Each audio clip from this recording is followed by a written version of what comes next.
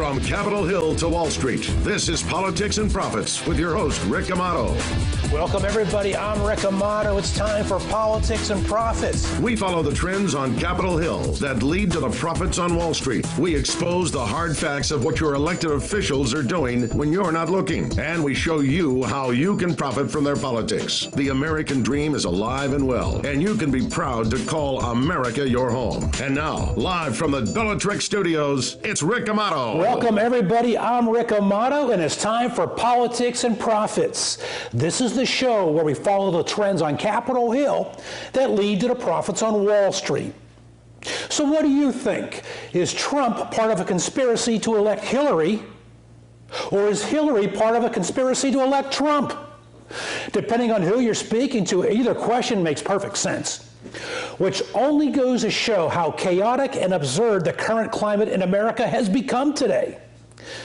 The only thing that sounds even more chaotic and absurd to me is if someone were to say that Britain, for example, had voted to leave the European Union.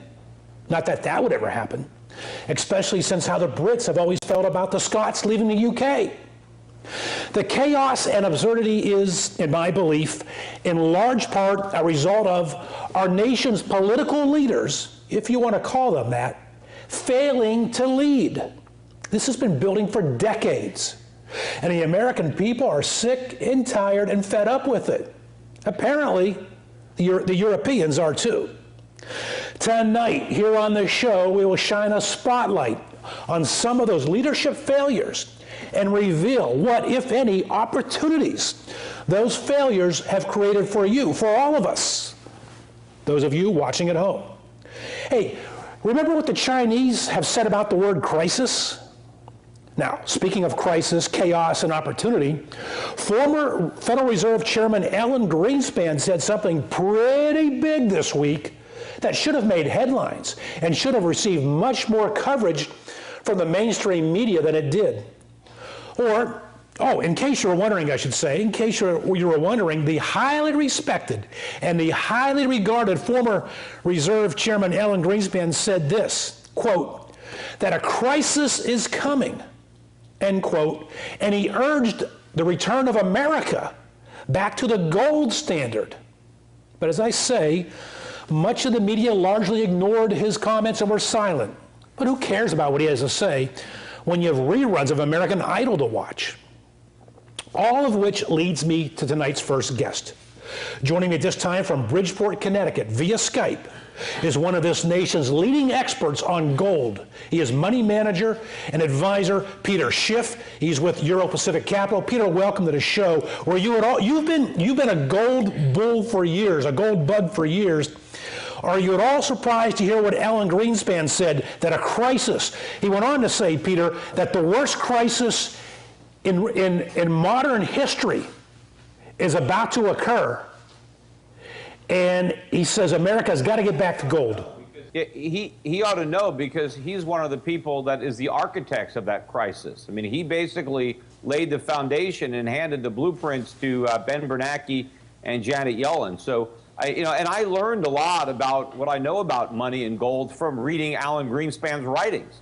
So he's a smart guy. He just went over to the dark side for a while when he was over at the Federal Reserve, and he's slowly coming out of his shell and kind of fessing up a little bit, but he's being careful because he doesn't want to implicate himself. But who knows? Maybe as he gets closer to meeting his maker, he'll feel more of a desire to come clean and fess up and maybe just take one for the sound money team. But look, the price of gold, the price of silver are going to go sky high. I mean, they started to go way up when the Fed did QE1 and QE2.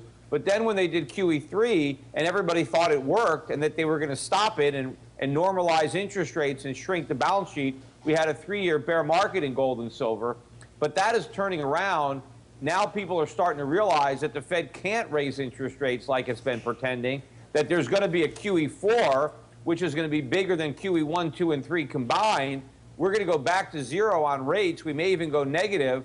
And the price of gold and silver are going to go ballistic, and we're going to have a currency crisis, and it's going to make the financial crisis of '08 look like a Sunday school picnic. All right, those are sobering words. QE for some of our audience members means quantitative easing. So you agree with Greenspan, and I agree with you that he is the architect of some of the chaos that he's predicting. You agree that we're about to hit another major crisis, and as a result, gold is about to skyrocket along with silver. Yeah, well, they're already moving up. I mean, silver's up over $1 an ounce today. It's up over $2 an ounce in the last 3 days. Gold stocks are at their highest level in over 3 years, and I think we're just starting this move. The crisis is manufactured by the Fed, by the government, because we never actually got out of the Great Recession. For all the fanfare, the economy is in worse shape today than it was in 2008. None of the problems have been solved. They've all been exacerbated. We just haven't experienced it to the fullest because of the Fed. But the average American has been suffering during this so-called recovery. For most people, the recovery has been worse than the recession that we're supposedly recovering from.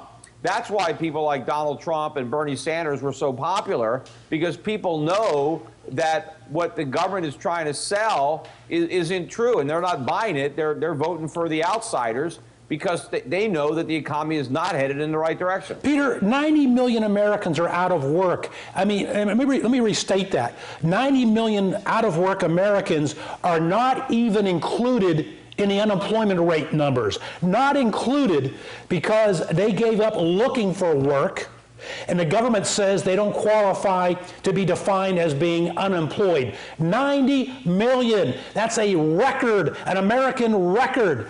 And is this the type of bad economy that you're referring to when you say Americans can feel the pain? Yeah, and it's only going to get worse. I mean, people realize that there's no point in looking for work because there's no work to be found. And of course, the government has coddled so many people with welfare and food stamps and all sorts of other programs that for many people, there's no financial incentive to look for work. The government has made it more lucrative not to work. So the entire economy is imploding. The government is hiding behind these doctored statistics like the low unemployment rate or the artificially low inflation rate. Inflation is much higher than the government admits, and that also means that economic growth is much lower than the government pretends. In fact, I think the economy has been contracting for the entirety of this so-called recovery. All right, we're down in less than a minute or two, Peter. If we indeed are on the cusp of a major crisis, and indeed gold and silver prices are about to skyrocket, average, everyday Main Street Americans, what should they be doing with their 401ks or IRAs and their investment money? Well, people should certainly be buying gold and silver. Make sure you don't get ripped off. There's a lot of unscrupulous dealers out there, unfortunately. I sell myself. My company is Schiff Gold. My last name, SCHIFF gold.com. I've got about the lowest prices around for gold and silver. So if you buy from me, you're going to get a lot of value for your money. But also, if you have larger portfolios, you have IRAs, you don't want to put everything in gold and silver, but you want to get out of the U.S. You want to be out of the bond market bubble. You want to be out of U.S. stocks. And I manage portfolios for people at my brokerage firm, Euro Pacific Capital. It's Europac.com is the website. And we invest money in good quality companies that pay dividends in Hong Kong, in Switzerland, in New Zealand, in Singapore, in Norway, countries that are real safe havens from all this. We're avoiding the problem areas of Europe and Japan, but in particular the United States. People need to get their financial house in order. Look, the markets aren't going up now, but our portfolios are doing really well. In fact, my value fund, which is a kind of like a key strategy for me, my value fund was up 31% so far in the first half of this year. Wow. That is killing a competition. The average fund was down about 2%. My gold fund, as in the first half of the year, was up 112%. Whoa. And it's up a lot more today, too. This is the first day of the third quarter, but I'm expecting more spectacular returns in the months and quarters ahead. And it's not too late to get on board, but I wouldn't wait too much longer because this window of opportunity to get out of the dollar, it's not going to remain open forever. At some point, it's going to slam shut. And once it does, if you're on the wrong side, then you're too late. All right, Peter Schiff, one of this nation's leading advisors and experts on gold. Bottom line, crisis coming. Gold and international investments outside the U.S., place to be. We thank you for joining us from Bridgeport, Connecticut. Hey, my pleasure. All right. With all this chaos and crisis taking place right here at home and around the world, there must be plenty of opportunities for others to look elsewhere in addition to what we just heard.